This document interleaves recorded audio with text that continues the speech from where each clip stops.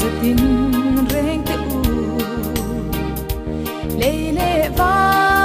la la râu bụi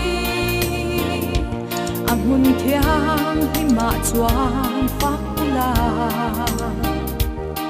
phak na ri tin rèn in lal pa chu phak ro u o chung nong ber min phak in bang loving kan sai zela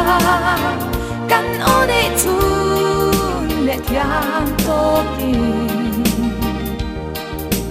kan phak zel po bang che mi tin re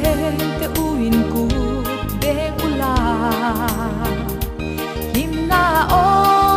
in au ro u lal pa chu aro pui em avani phak na tin re hlan zelin lal pa chu phak ro u o chung nong ber min fakin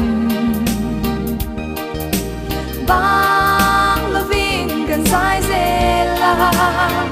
kan one chun le thiang to tin kan phak zel fo bang che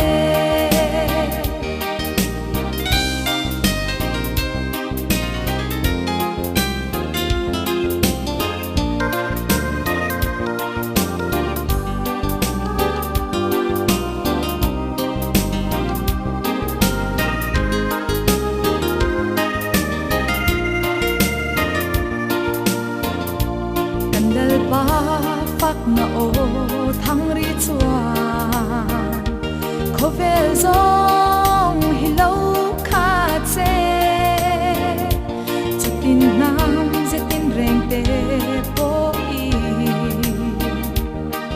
mangai ba thian ro pui sain an phak ve na o chung nong be